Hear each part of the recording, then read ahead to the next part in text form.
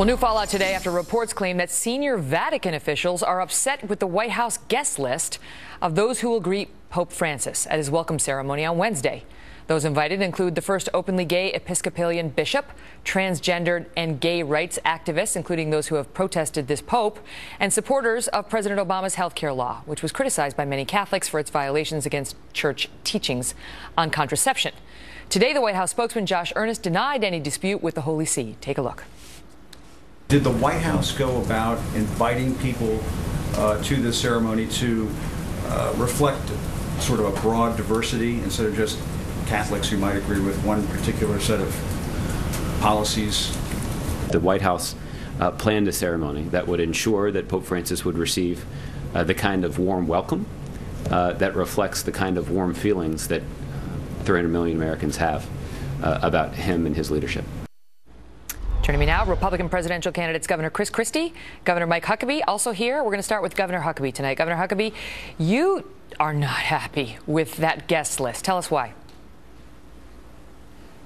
Megan, if I were hosting a group of Alcoholics Anonymous, I wouldn't set up an open bar. If you're going to host the Pope, for heaven's sakes, bring the best and the most faithful Catholics you can, people who would give their right arm to be able to meet His Holiness. Megan, I'm not Catholic, but I have great respect for the Catholic Church and for the Pope. And when he comes to America, it's only fitting that we put out the very best kind of welcome possible.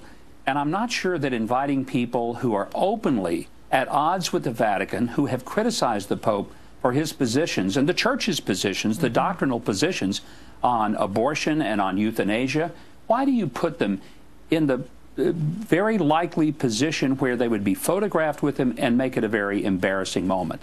Is it an opportunity to expose the Pope and those who surround him with another point of view?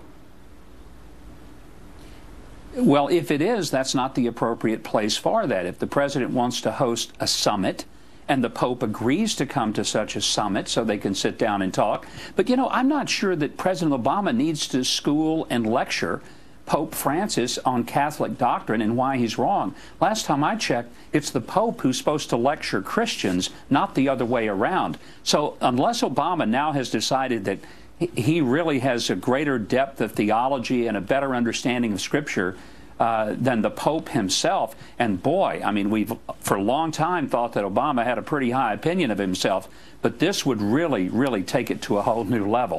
Let me switch gears with you right now, because we began the show tonight talking about Governor Walker announcing that he is out of this race, which stunned a lot of people. Did it stun you? In many ways it did. I certainly think the timing of it. And I said this after Rick Perry made his exit. I happened to be in St. Louis and spoke right after he did, so I saw him immediately after. And there's something that I can say that not many people truly understand, because not that many people have run for president and ever had to get out. I have. Let me tell you this. The only thing harder than getting into a presidential race is getting out of one. It is harder to stop than it is to start. What do you make of his comments? Very difficult what do you and make of his emotional comments and Governor Perry's comments on the way out that Donald Trump is part of the reason they're leaving, and that they hope other candidates will get out so that he can that the front runner right now will be challenged and they hope removed? Look, we have a primary. The way you get out is that you get beat, you run out of money.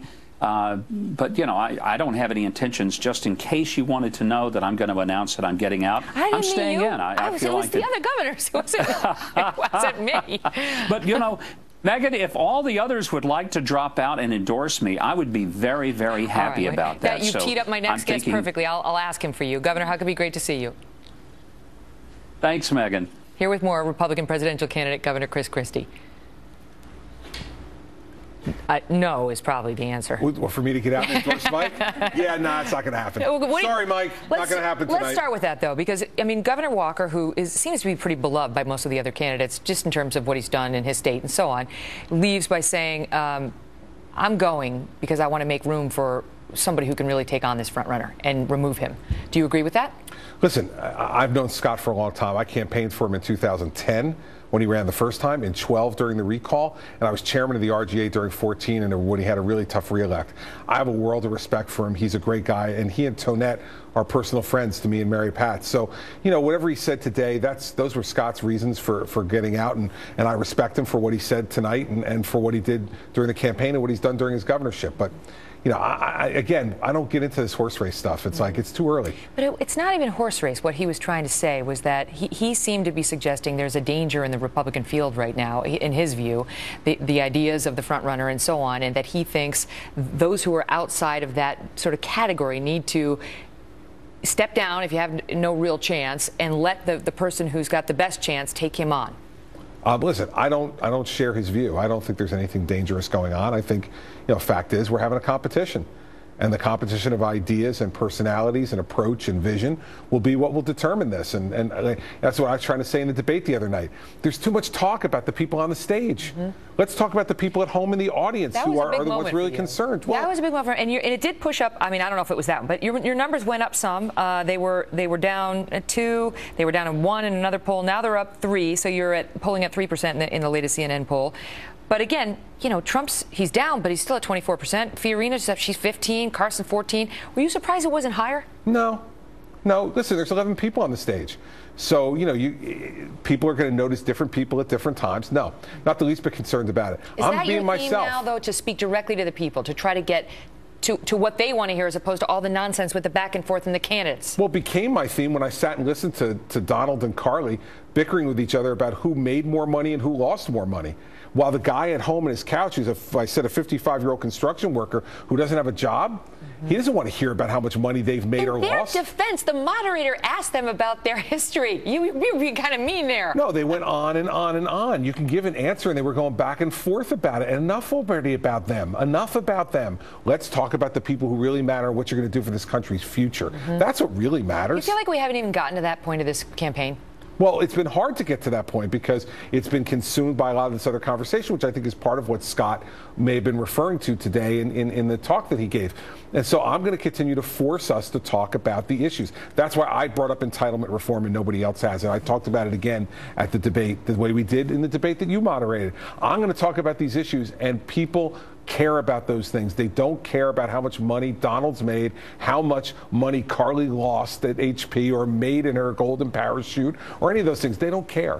What they care about is what's going to happen to my children. Are they really? That's why I asked that question at the beginning, Megan. I asked them to turn the cameras to the audience and asked them to raise their hands. How many of them thought that their children were going to be better off than they are? You're lucky they did it. Would have been very embarrassing if they had ignored you. Well, it would have been embarrassing, wouldn't it? But you know me, I'm a risk taker. You are. Huge risk taker. Anything could happen right now. Luke, he takes orders from no man. Well, it doesn't look like he does. I look at those guns. I mean, he's got big guns there. I dare you to start bossing around I'm not Luke. bossing him around. Only you can boss Luke around, not me. My power. Not me. I'm a risk taker. You know that. We're going to keep taking risks. Here I am on the Kelly file. On the set, too, which is very dangerous. On set, Anything could happen. You get out of line, boom, boom. Bang.